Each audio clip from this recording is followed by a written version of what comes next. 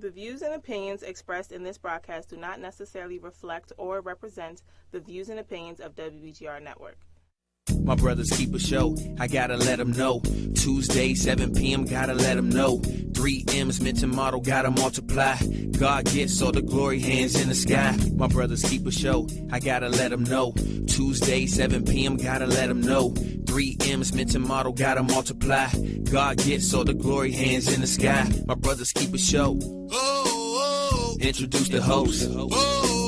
My brothers keep a show. Introduce the host.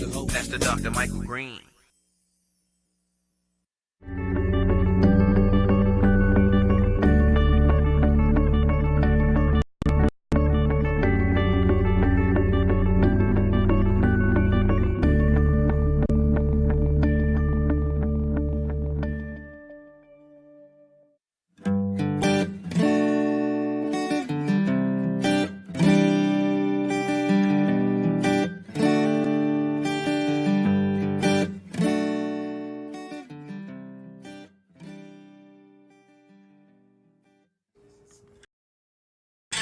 Okay. I guess this is slower. Oh, I guess we're live. Good evening, and welcome to this segment of My Brother's Keeper. Of course, I'm Mike Green, and sitting alongside me is Dr. Bryan Champion. And of course, we do know that this is the greatest show on this side of greatness. Of course, we continue to make men great with a spirit of excellence. And it is Tony the Tiger. That's a Tony the Tiger tongue twisting terrific Tuesday. Okay.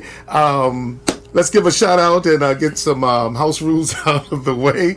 I'd like to welcome Dallas, Fort Worth, San Antonio, Texas, Raleigh, Durham, North Carolina, Winston-Salem, North Carolina, New Jersey, Maryland, Washington, D.C., Virginia area in the house. Also on the West Coast, we have Pomona, California, as well as Ontario, California, and Los Angeles, California.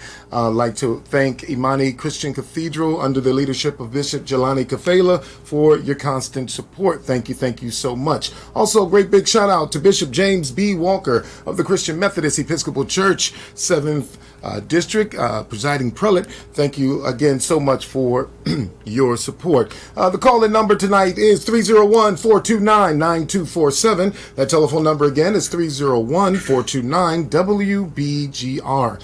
And of course, remember to like and share. Please like and share. And please know that we are available on Roku, Fire Stick, and additional, we've been added to Apple TV. Dr. Champion, do you know not a television is released out of the manufacturing department without having Roku on it? I really didn't know that. Hey man, we're on Roku. Amen. So it's time for me to buy a new TV. I guess that 26-inch floor model TV. Time to get something new. I guess that's what it's saying. And of course, again, just download the app on Roku or either Fire Stick and upload us, and we can come in on whatever inch TV that you do have. And again, we thank you so much for your constant support. We thank you. Hey, just want to give a great big shout out to the youth and young adults of St. Matthew Christian Methodist Episcopal Church for a awesome service of a prayer service for our youth and young adults. We do know that our youth are going back to school as well as our young adults to college, and that service was on fire. And actually, pun intended, lighting the fire within. And that's what the prayer service was about. It was powerful, man. And Reverend Tiffany Jackson, Hoyt Memorial, CME came over, man, and blessed the young people, man. And a midnight experience. Good God Almighty. Man, they was off the chain. But let me tell you about my young people. My young people was doing praise dancing, and then I had some young fellas get up, man, and they was doing their rap. Man, I was impressed. Amen. I was impressed. It was certainly a awesome occasion. And again, firing up our young people to go back to school in these school systems, walk in these school halls, and just on the playgrounds, and just really encouraging them to be the best them that they can be. Amen. Yes, it was sir. awesome. So again, shout out to the St. Matthew Christian Methodist Episcopal Church Youth and Young Adult of St. Matthew. Whoop, whoop. St. Matthew in the house. Amen. So how are you, sir? Everything's going great. And while we're doing shout outs and everything, Okay. There's 2 events coming up this upcoming week, Okay. That I would like to share with everyone. And just if you're available, we want to invite you out. First of all, on Thursday, September 19th, from 5 to 8 p.m., we are having the ACT Network monthly social at the McGinty's Public House. All right. 911 or 911 Ellsworth Drive in Silver Spring, Maryland. So again, the ACT Network meets monthly as an opportunity for people to come together and develop and grow their professional network. And if you're interested in growing your network, meeting new people who have a positive mind and soul, and becoming part of this unified spirit, then we invite you to come out and join us at McGinty's at 5 o'clock on this Thursday, the 19th. All right. Secondly, I just want to also make an invitation for Sunday morning, beginning at 10:30 p.m. The button. Thank you. Sunday morning at 10:30 a.m. All right. Yes, sir. I don't want anybody saying I came. You told me it was starting at night, but we're starting at 10:30 a.m. at the Fort Lincoln Park in Northeast DC. The Bunt Memorial Church is having Praise in the Park. Yes. And we are going to be led in worship that morning with Pastor Oliver. Yes. And we're going to do an abbreviated worship service, followed by a community day and church picnic. So we're going to be at Gazebo 3. So we invite people to come by and join us. And that is Sunday, September 22nd. I guarantee you will be blessed. We have some entertainment coming out. All right. Reverend Kaim Thomas and friends will be there. Reverend Kaim Thomas is a gospel rap artist. All right. And also a spoken word lyricist. And so we're looking for lyricist coming That's out right. and That's doing all his right. thing. That's all And right. also, he told me that when he reached out to some others, they just jumped at the opportunity to participate all with right. them. They're going to be That's all coming in from New York All right. and some other places to be in our fellowship. And we'll also thing. have special music Yes. from Eric Simpson, one who's been on this show. Yes. And he will be doing some music, some original music. I understand we might get a chance to sample. I hope I didn't put you on the spot there, Doc, but I want folk to come out and hear how talented both of you all are. And in the meantime, there'll be food and fun games for the kids. And we also have a little DJ there, and I'll be spinning the tunes on Sunday afternoon. So we look forward to you. That is from 10:30 a.m. starting with worship, and I believe we're going to 4:30 p.m. So we just want to invite you all out to come and share in worship, praise in the park at Fort Lincoln. And Gazebo 3. Gazebo 3. Ladies and gentlemen, Fort Lincoln has gazebos. Anacostia Park has just areas. So, Gazebo 3. That's right. Yes, sir. So you don't have to drive till you see them. You go intentionally to Gazebo 3. Right. Is the point I was making. There's 5 of them there, and you'll see 3 is the one in the middle. But also, you'll recognize it because 3 is where the praise is going on. Uh-oh. So You're going to experience the Shekinah glory. that's right. Amen. It's going down. That's right. It's happening. That's right. And we're just coming out, inviting the community to come out and join us in fellowship. I didn't get an invite to come and participate on the Wheels of Steel with you. Oh, man. And, you want to do to something, spin the man? wheels, You just man. go ahead, man. I'll give you the mic. I know you, what do they call it? Freestyle? a style. You might want to bring some of them kids from St. Matthew with you. For backup. Point taken. Point taken. Thank you and good night. No, but I'm sure you guys are going to have a blessed time. No, I know in the you park, just man. come on, Absolutely. man, and I'll turn it over to you. Know, I remember when you all had Community Day last year, and you had DJ Sky. DJ Sky. And he was doing this thing, and I came in, and he said, "Man, why don't you, sit in for a few minutes?" Yep. And Yep. that few minutes turned into me closing the place. And I wasn't sure because. I just played that long, or if the neighbor got started complaining and went home. But either way, we had a good time. Yeah, we was jumping. Yeah. We was jumping last year, but definitely looking forward, man, to hearing a great report of praise in the park and just continuing to look for new and innovative ways, man, of just getting outside of the box. Right, and right. just releasing the worship and allowing others to experience it, even if they're driving by, to experience the worship. And that's why we want to have the music going, constantly, so that people know this is just not a picnic, that this is a praise. This is a praise. All right. Hey, would like to welcome Anthony Smokes. Brother Smokes, thank you for tuning in. He is the regional director of Ministry to Men. Presiding Elder Kevin Agee, Pastor Valerie Everett, and Francel Price. Thank you guys for watching. Also, Wanda Briscoe. Thank you so much for tuning in. She also has a show on the network as well. Amen. Yeah, definitely. Also, just wanted to say thank you to the CEO of WBGR, Lionel Green. Had an opportunity to accompany him at a luncheon today, a network luncheon today with Clinton Portis and Doc Walker. Was a very powerful networking lunch. Oh, yeah. Definitely. And before we began to really network, these guys was talking about the Redskins' upcoming season and some of their failures last two games, and as well as the successes of what they're looking forward to, and to expect some changes coming. But definitely thank you, Lionel Green, for allowing me to accompany and participate in the network luncheon. Greatly appreciated and enjoyed myself. Yeah. With the fish and chips. Oh, man. Fish and chips. And it was at the Brass Tap at the harbor. Okay. Good luncheon. Yeah, while we're sitting out, shout outs to him, also thanking him for, and this segues us into some other things for the day. Okay. But for, getting us the media credentials and everything to be part of the Congressional Black Caucus. Oh, man. And, Awesome.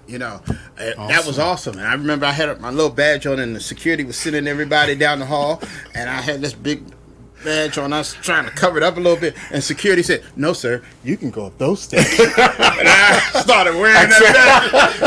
I started pulling it back down. Yeah. Ladies and gentlemen, let me tell you, when we were registering, and then he saw his badge, and then it had the media content on it, and he was like, "Well, what am I gonna do with this? What am I gonna do with this? How am I gonna put this on?" Nobody gonna realize and notice this. Right. And here you go. But now I knew people would notice it because it was like 6 times the size of the regular badge.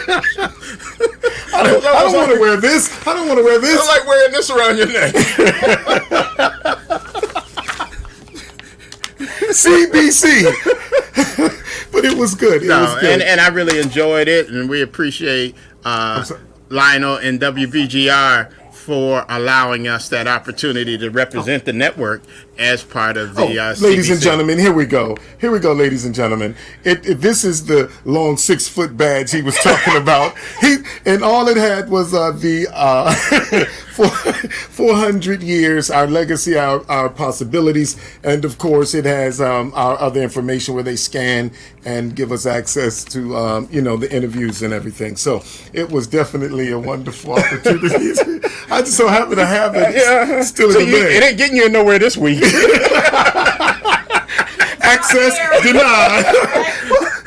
Really, Chad? Really? Like, I'm aware. It's like, it's like, hi, AMC, I want to come see this movie today. Look, I got Wow. Well, no, I'm not going to try and get in anywhere today. It got you in the Clinton Portis thing today? No, it did not. Oh, okay. Absolutely. There was a young lady that was coming around and said, "Do you have your ticket?" All right. And I just didn't happen to have my ticket. And then I looked over at CEO, and he gave her the nod. And, okay. And, Isn't it good to travel with the right folks? That's a good thing. Yes, sir. That's a great thing. The CBC, Congressional Black Caucus, was definitely profound and awesome. So right now, I would like to just allow you an opportunity to give your Black History Month. Sure. And just before I do that, please allow me just to mention one thing. And I apologize because I walked out without some of my notes and some of the more information. But I do want to acknowledge and recognize that September is Prostate Cancer Awareness Month. And we just want to acknowledge that prostate cancer is a very prominent in the African American male community, and that the book says that you should begin getting checked for prostate at age 50. However, because of the high tendency in African Americans, the conversation should really start with your doctor around 35 years old. Even if they don't give the exam, that way they're at least getting and understanding history and certain other things that may make you a higher probable candidate for it. There's two ways to take the test. There's the PSA, which is a blood test, and then there's one that's called the digital exam. And so that's the one that many men are afraid of. And I will just say this, that it's far worth it because it can save your life or definitely expand your quality of life. And prostate cancer is one of the things that we understand, if detected early, is very treatable through not just surgery, but also through medication and things of that nature. If you take the PSA or the digital exam and it shows some reason for further discussion, typically there is a biopsy done of the prostate is the next step to actually confirm that there is a cancer present. And I just say this as a man, African American man. I've had the exam. I've actually had the biopsy, and in both cases, I was found to be not have the cancer, and it's worth the peace of mind. Yes, sir. To be able to go to bed at night knowing that you don't have to. So that moment that it just takes to have that digital exam is might be a little uncomfortable for a moment. But the comfort that's provided by finding out that you're healthy far outweighs that moment of discomfort. And I think one of the most important things is to just know that it can be, if detected early, it can be treated. Right. And we're not helping ourselves by delaying it. Yes. It's not like it's going to go away. It's just going to get worse. Which exam did you take? Well, actually, I've had all of them. Okay. I actually have had the PSA. Okay. And I had the digital exam before. Okay. The PSA was the one that showed an elevated, and I don't know the technical term, but it showed an elevated number, which then had me take the biopsy. Yes. Now, I'm going to say this too, and maybe you tell me, nudge me if I shouldn't say this on the air. Men, before you go to the doctor, there's one thing that you can do that may give a false positive in your exam, and that is having sex within 24 hours of the exam. And so, being mindful of... To not have sex. Right. If you have sex, if you have sexual activity within 24 hours of the exam, there is a potential for a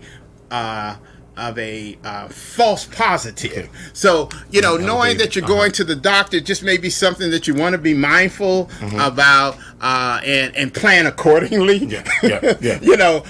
These things, because what you don't want is to be surprised and then have to go through additional measures of testing when maybe it wasn't necessary. If we could just withhold for a little while. Yeah, abstain. Hey, abstain. That's after it. Until afterwards. Yes, sir. Absolutely, I definitely understand. I had the blood tests one, as well as the I would just say the physical. The physical one as well, but recently I have had my last year physical checkup was the blood work. Okay, blood work. But in recent years, it was the physical. Where they check the prostate. Right. And I was, And please, man, don't be ashamed. To. Don't be ashamed or afraid to if the blood test is not available and you have to have it examined physically, because again, an ounce of prevention, I tell you, that comfort that you were just talking about. Right. It's just knowing that you're good. Right. It's whew. And for years, when I worked in the federal government, we had to have our annual physical. That was one of the things that they checked. So I had been checked early in my life regarding the digital exam. I just didn't know what it was called at the beginning. So when the first time the doctor mentioned, "Have you ever had the digital exam?" No. I said, "No, I haven't," because I thought they was talking about some apparatus. Yeah. Okay. So instead of okay, he puts on his glove. He puts on his glove. Say, "I'm about to give you the exam," and I was like, "Oh, I've had that before."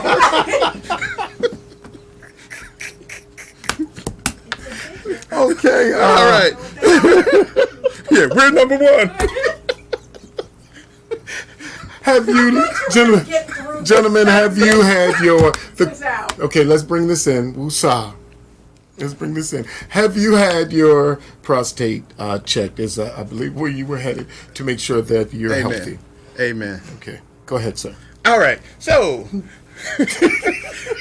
being that we had the opportunity to go and participate in the Congressional Black Caucus this weekend, and a great time. I know we'll talk about it a little bit more, but I wanted to, for our Black History Person of Interest today, I actually wanted to recognize Cedric Richmond, congressman from Louisiana, who actually now currently serves as the chair of the CBC. He is a Democrat from Louisiana and hails out of New Orleans, so he represents the New Orleans area. And he was elected to Congress first in 2011. Okay. He also, before being elected to Congress, he was a Louisiana state delegate, and he served there from 2000 until his election to Congress. Okay. He currently serves on the Homeland Security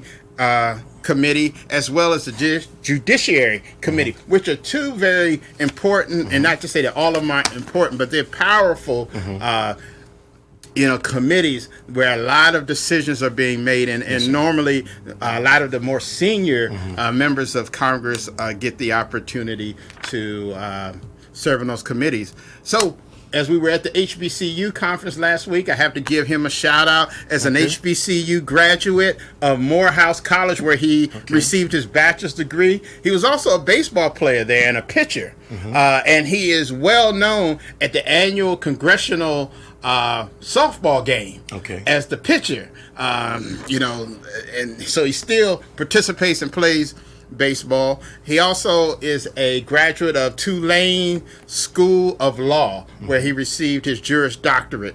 He's married and has one child. So we just want to recognize him today as our person of interest and thank God for him and for the work that he and the other African American congresspersons are doing to lead the Congressional Black Caucus and what they're doing for our nation. Amen. All right. Thank you. I thought you were going to mention Isaac out of Kentucky. Yeah. Well, we hear some miscommunication on Isaac. I know we started talking about the Love Boat, and there's something exciting and new. Okay, yeah. But yeah. But Isaac was the bartender. Yeah, from Love Boat. Yeah. But so he was a famous African American on a cruise ship. The only one. Yeah. Until the Pointer Sisters came on. I don't remember that one. Yes, I did. And then Fantasy Island. Tell me you didn't watch Fantasy Island with Herb Villachez, Ricardo Montalban. And you guys didn't watch that? Ladies and gentlemen, did you get... Absolutely. Yeah. Ladies and gentlemen, did you watch Tattoo? That was his only important role. But did you watch The Love Boat on Saturday nights as well as Fantasy Island following up at 10 o'clock on Saturdays coming up? Let me know. Shout out. It was on Saturday nights. Yeah, I don't remember when it was on. I remember the show. I thought, well, in Connecticut it came on Friday nights. In DC. A week later. So that's why. Okay, ladies and gentlemen, we're getting ready to get right into our program, and we're going to be discussing the ALC, the Annual Legislative Conference of the Congressional Black Caucus Foundation. And of course, we know that their theme was 400 years, our legacy, our possibilities. I thought that by far, Dr. Champion, before we get into this discussion, I would like to just say that I thought that this was by far the best. I would say the one of the best that I've attended of the CBCs, and it was very informative and very interactive, and you really just had an opportunity to interact and really get some answers as well as solutions. And you know, the people were very engaging. And I would like to. This is by far one of the best CBCs I've attended. Conferences I've attended. You know, I would agree that this was a great conference. Partially, I would probably have a bias for this conference because I personally had an opportunity to be more engaged than some other conferences over the years. I remember going as a student where we would have to go to sessions and then write a paper on the session that we did. So, you know, there's a different motivation when you're a student and going through that. But I do appreciate my history teachers and government teachers requiring us to do that because it made me aware of this event very early in my life. Absolutely. Also, I would maybe go down a day or on Saturday because of work, but this year I was actually able to be there for multiple days, see multiple sessions, interact with a lot of individuals, a lot of federal governments, other media. I thought that was exciting too, just to sit back and talk to some of them about what they're doing. It was just great from that perspective. Outside the box. We had a chance to run around the venue with and see the exhibits. And I was able to, I just wanted to share a couple of the pictures that I was able to grab, and very powerful pictures. Here is one, if you guys can see, of Sojourner Truth. Very powerful picture here. And she's looking at me. And here is one of the few pictures that was ever taken of Dr. King and Malcolm X. Malcolm El Shabazz, one of the first ever pictures taken.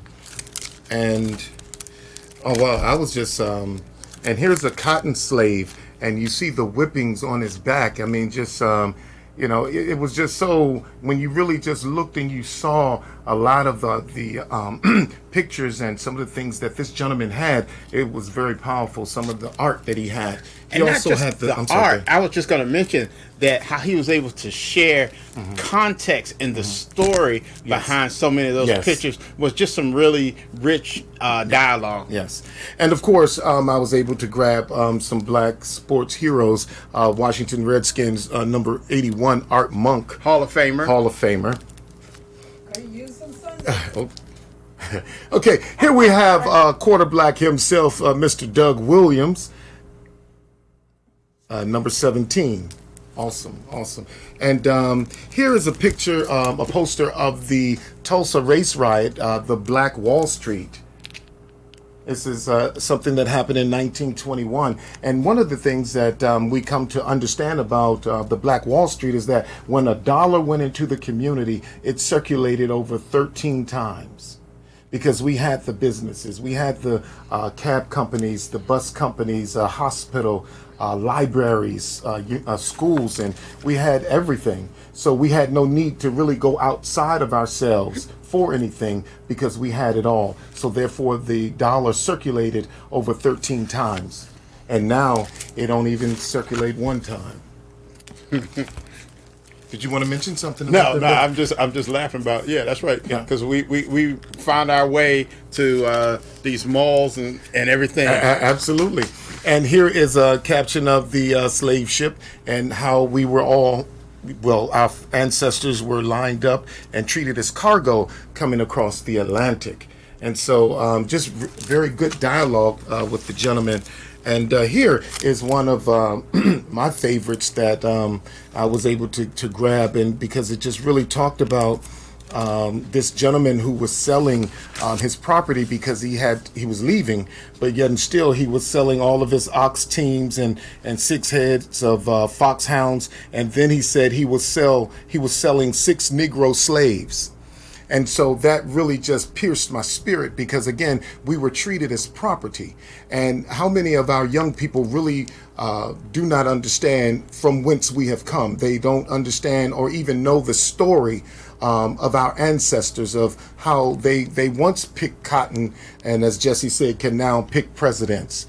And so with this right here, 6 Negro slaves, and he's going to sell them, but he's not willing to break them up because of a promise that he made to their grandmother, their grandparents. So he's going to keep the family together and let them be sold together so they can stay together. So yeah, that was very unusual. So, but again, a lot of these types of things that was done to the African American people in our past, it does have psychological effects upon us. So we're going to go ahead and get on into the session. No pun intended, mid-session. This year's focus was wealth in our community, educating our community, and system reform, as well as strengthening our black men and boys. And again, by far, I will say that this is one of the best CBC conferences that, excuse me, I have attended so far. And one of the things I wanted to talk about is the session with Congressman Jahana Hayes. I thought that was a very, very powerful session that she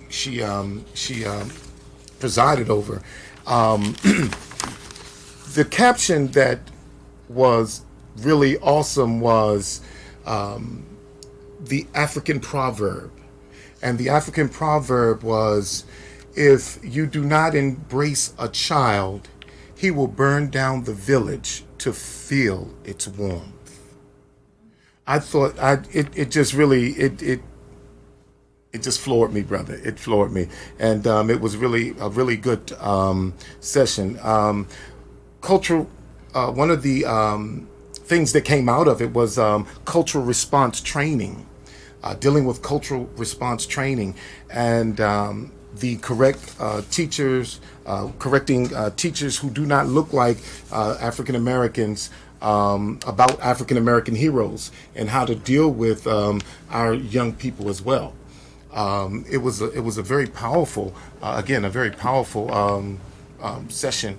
Education, equity, and endurance was the name of the conference. And again, one of the first points was dealing with cultural response training and how to correct the history to teach our children. Because again, our children are looking at us because now, because of the internet, they understand what's available to them, that Christopher Columbus didn't discover America. But then when we sit back and we tell them Christopher Columbus, and then we celebrating Christopher Columbus, we're giving them incorrect information. So that builds upon truth to a relationship that they trust us to give them the right information. And, one of the other things was that Africa is a continent and not a country. A lot of people think that, Africa is a country and not a continent. And it's its own entity with over 40, 60 plus countries in within the continent. And so again, teaching people who do not look like us, going into our communities, how to engage the children, because a teacher would ask, okay, you don't have a pencil today. And so that teacher who do not look like us, do not understand all of the struggles that child had to go through to just get there, that he didn't eat dinner last night, let alone breakfast in the morning. He couldn't find his backpack because it was just misplaced. Somebody walked off with it because people were coming in and out of his home. And in the end, before he leaves to go to school, one of the parents called him stupid. And then he then has to go to school and then have someone question him, why don't you have a pencil?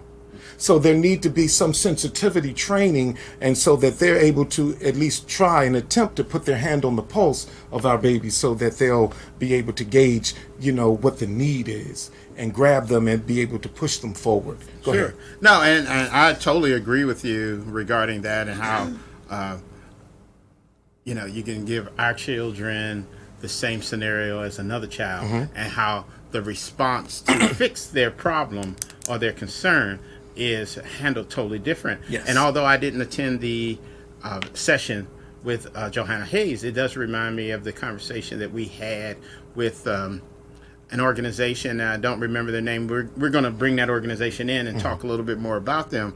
But how African American children are being drugged and medicated, and how that is a way of addressing what they consider to be behavior concerns or different other things, rather than really addressing it from a non-medical perspective, and how in the long term it's hurting them, and how children who are not of color, who are perceived to have the same problems or concerns, are not diagnosed to be dealt with in the same manner with drugs. And so we have to be actively engaged, yes, absolutely, in ensuring that our children are not being given solutions that don't benefit their long-term growth, yes, and their long-term health. Absolutely.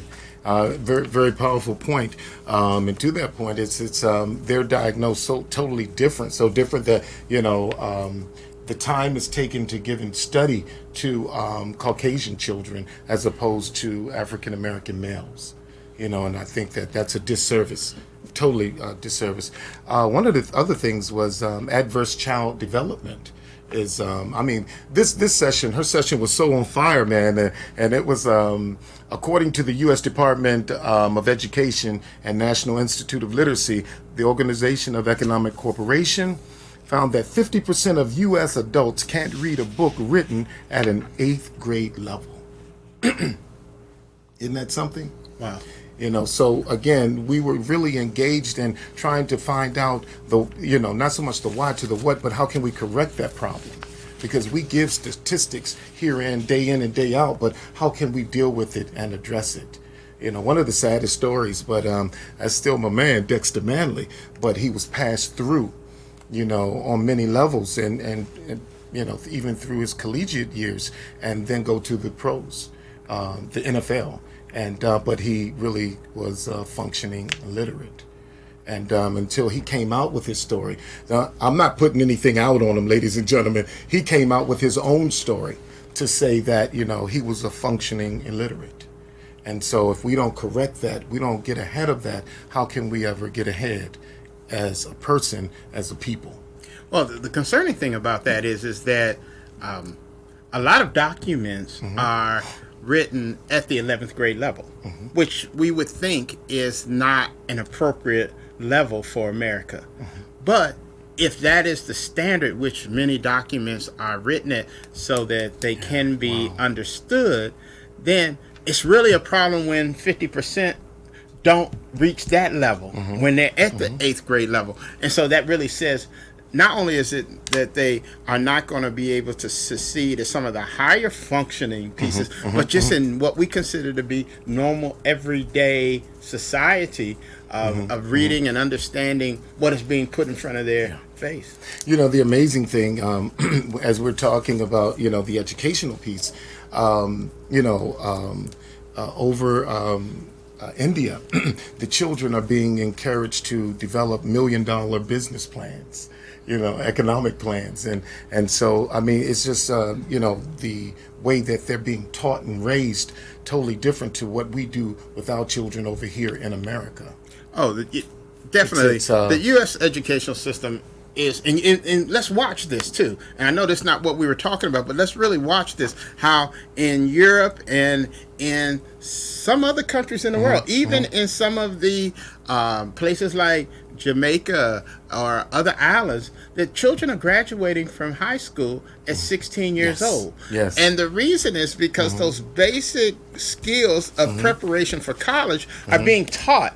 Now, we are forcing our students to go through grade 12. However, what you're starting to begin to see is a movement for dual enrollment, because many students have had the opportunity to get the knowledge base to be successful in college at 16 years old. And so they're enrolling in dual enrollment programs rather than going into taking, 12th, 11th, and 12th grade high school work. And what we have to recognize is watch the communities that are aware of these programs. And we have to educate our children in a way, and families, to seek out which schools offer those programs. So when you graduate from high school, you're also graduating with an associate's degree from college that the state has paid for. And so now look at it, because this is something else we got to look at. And Johanna Hayes was on BET the other night talking about the piece of student loans and the amount of money student loans and how hard it is to pay them back. But now if you can go through the first 2 years of college for free, so now there becomes the financial benefit, but it also becomes the intellectual challenges benefit that we have to look at as well. And so we have to really ensure that our children are aware of these programs, that the families are aware, that the churches and the fraternities are moving from college prep programs to dual enrollment preparation programs, getting them ready so that when they become 9th and 10th graders, that they're actually college bound ready. Not wait until we're 12th grade. Yes, and to enter into colleges at a remedial level. Because many of them are just coming in, enrolling, and being told that you can't take this because your test scores. And see, that's even a worse problem, that people do go to school. They do go through K through 12, and then test into. We don't use remedial anymore. We use developmental. So no, and I say that because I understand. Because when I went to school, I took CAR. It was the Center of Academic Reinforcement, and it was a remedial program that we didn't score high enough on a particular part of the SAT that required us to go through this program. And so what I'm saying is we go through K through 12 and still have to take classes and pay for them that don't count toward graduation. Okay, so we need to ensure not only are they getting that by grade 12, but now we want to start seeing them getting it by grade 10. Hey, one of the most powerful sessions was the town hall on commission on the social status of black men and boys. And when they opened it up, the procession of the members, the young men and boys, they came through of the 5,000 Role Models of Excellence project with "Ain't No Stopping Us Now." Man, they was on the move. Pun intended. They was on the move because these young men, they were focused, and again, just to know that the other people were behind them. They had men behind them, and that's a testimony to show that what a child can do, as opposed to when you see a child out there being destructive. Because again, if a child is not embraced, he will burn down his village just to feel its warmth. So that display alone, man, of the young men coming through, they was tight, they was right, man, and they was ready. And they came through, Whitehead and McFadden, Ain't No Stopping Us Now. Man, they was jumping, man. They was jumping, and then it lifted even their spirits because their heads. It was awesome, brother. It was awesome. One of the things also, I just want to digress, go back to Congresswoman Jahana Hayes. She posed the question, what could we do to get more involvement within the CBC from a participatory aspect of, young people coming up? What would you think of some of the things? What would just hypothetically? And also I'm asking Facebook audience, what do you think some of the things that we could do to get our younger people more involved? I know earlier you said that your history teachers, they drug you there and got you involved, and you thank them for it today. But what are some of the things that we can do to ignite them and bring our young people and even our adults? I agree, and I think one of the things we have to look at, and one thing I noticed that the CBC does, and they have these partner relationships with various organizations, and those partnership organizations allow them to stretch their arms out and reach a broader and more dynamic community.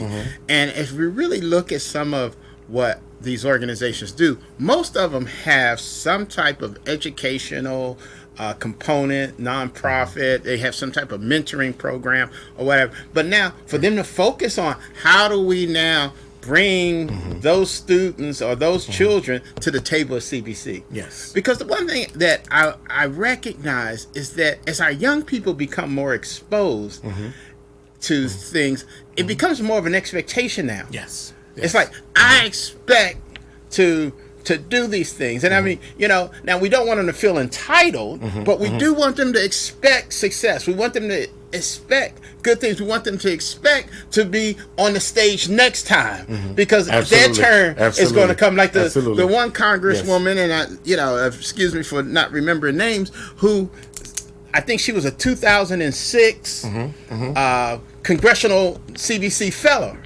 And so she went through the program. And here in 2018, she was elected as a congresswoman.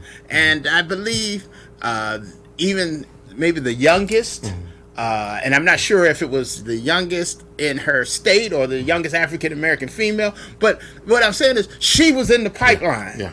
And that's what we have to develop, these pipelines through our partner organizations. And that's what we got to look at as well. We got to stop trying to do things all by ourselves. Yes. Because we limit our resources. It's like a computer. When you used to have the standalone, you got limited memory, you got limited disk space, you got limited speed. It's reached this capacity. But now, when you connect it to the network, yes, sir. All of a sudden, we got shared power. Yes, sir. We got all of a sudden, I got additional memory. I got additional capabilities. Space. And so, if we will put aside our differences, yes, and look at the bigger picture, yes, we have the power to do that and to bring a generation in. But that generation has to be exposed to the positive things that the community is doing. Absolutely. Let me jump right to mass incarceration and where do we go from here? That was a very powerful session that was led by Congressman Hakeem Jeffries out of Brooklyn. And brother was so real that he said, we're the home of Biggie, and came through there, man. Just the moment he was having, and I thought that was just so cool because that made him relatable within the session. Very powerful. But I would like to quote Jeffrey saying, "This is an important year, a year of remembrance for our community. Since that movement to this very day, black boys have been catching hell in the United States, from slavery to Jim Crow to the war on drugs to mass incarceration." I said, goodness gracious. And he had, of course, his panelists, Michael Eric Dyson, and then he had the gentleman Matthew Charles, one of the first people to experience the First Step program. And I just thought, man, it was a very powerful session. They were really uncovering some really pertinent information, and where do we go? And although we do have the First Step Act, but now we have to understand there are other steps we do have to take to ensure the success of our young men that are coming through. So that opening session, with the young men coming forth, it really spoke volumes. And then, as I said in that session, followed up, Michael Dyson, it was very powerful. I'm gonna go ahead and let you jump in, brother. No, and I came in at the very end of that session, and I could tell it had some energy. it had major... They wasn't pulling no punches, man. No, and that's the way we got to be. And can I just jump in right here? And please, let's understand, just because Caucasians entered the room, that should not deter our conversation. Right. We should not be soft with our conversation and our words that we need to use with each other just because they come in the room. Right. No, I agree with you. Man, it was smoking in there, Doc. Yeah. And I hope you weren't referring to me walking in the room and changing the tone. Yeah, that's right. But no, and it was, you could tell there was some power, some passion, and we need to talk about things with passion. Yes, we got to stop pretending like we don't feel certain things, and try to always look at it intellectually. Sometimes we just have to deal with it out of the emotions and the passion that come from what we are going through, and stop allowing others to shape our narrative by saying that we're angry. So therefore we try to we dumb ourselves down in a sense, and we lessen our emotion, and then it doesn't come across with more passion. But we are passionate people, period. So therefore, and if your people have been in bondage over 400 years, you would have some passion about what you're speaking as well. So again, about not releasing the passion, and I appreciate the passion. I see a brother passionate when we're talking and we're going back and forth. So it's not so much that a woman is angry or that mad black woman, syndrome. I don't see the anger. I don't see anger. I see the passion of trying to get ahead and getting out of a situation. So. No, and that goes back into when we talk about unconscious biases, and I actually will go further and say those are our conscious biases, because people choose to label African American men who are of a certain size intimidating. So now our emotional intelligence and our self-awareness have to tell us sometimes that we have to step back and recognize that we can't be effective if we are intimidating folk, and so we have to choose the moments when it's appropriate. However, we also shouldn't be just because I'm taller than you, and I'm thicker than you, and I'm bigger than you, and my voice is deeper than yours, that should be intimidating, because you still got to hear what I'm saying. Yes. And that's what's happening. Or because a African American woman, starts talking with her head, and all those things. We know that. Right. And I tell white men all the time, I say, deal with it. I do.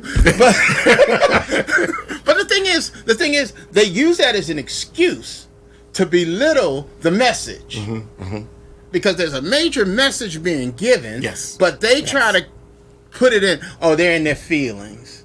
They still haven't gotten over such and such. They're still angry. And no, it's not about anger. It's about a love and passion for bettering our people. Yeah.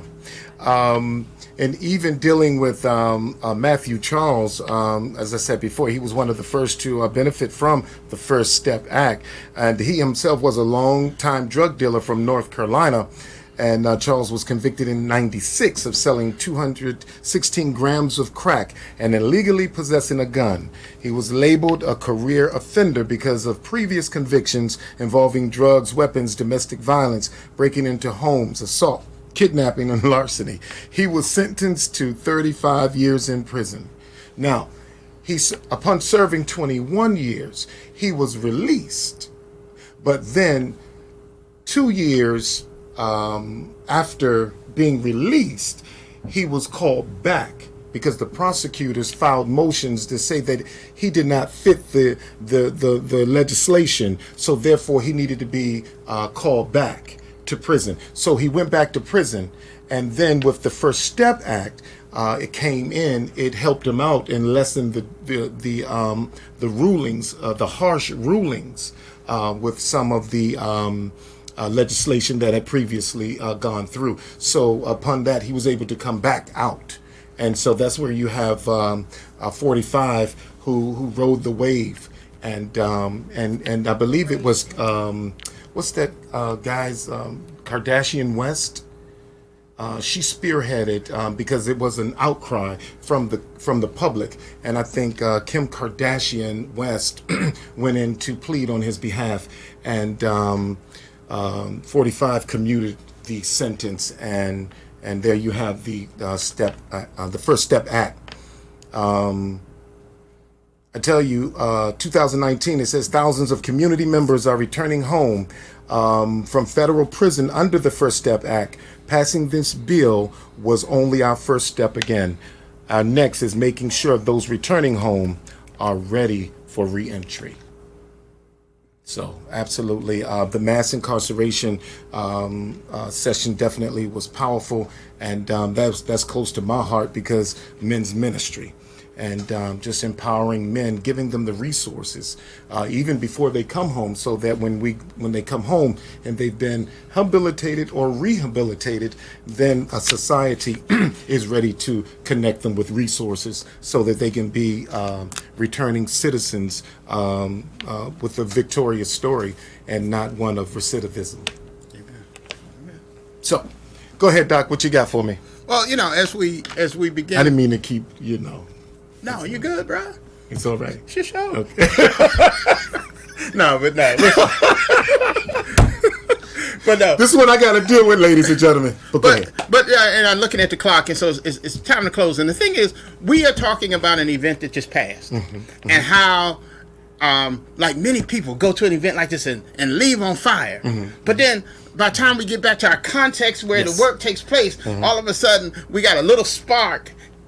Or we've let the rain pour on us, and all of a sudden we forget what we're about. But the challenge is for us to move into next year and the upcoming months with an understanding that we got some work to do, and that's what that's the thing that the caucus is saying to us in meetings like this, and bringing all of these powerful people and brilliant minds together that we have work to do. And so the one thing I just want to say is, as we kind of lead, and we'll probably spend some time talking about this in the upcoming months and years, is that it's important for us to take action, and there's two major ways that we can take action in the upcoming year, and that's to be counted. And it's very important, one, that and I started my federal government career as an enumerator for the Census Bureau, knocking on people's doors saying, how many people live in your house? But to be counted, and people didn't want to be counted. Yes. But we got to be counted. We have to take the time to be counted, and then we got to vote. Because that vote counts too. And those are two things that we got to really focus on in 2020. And I just say this, 2020 is our year of vision. Yes. Yes, sir. Yes, sir.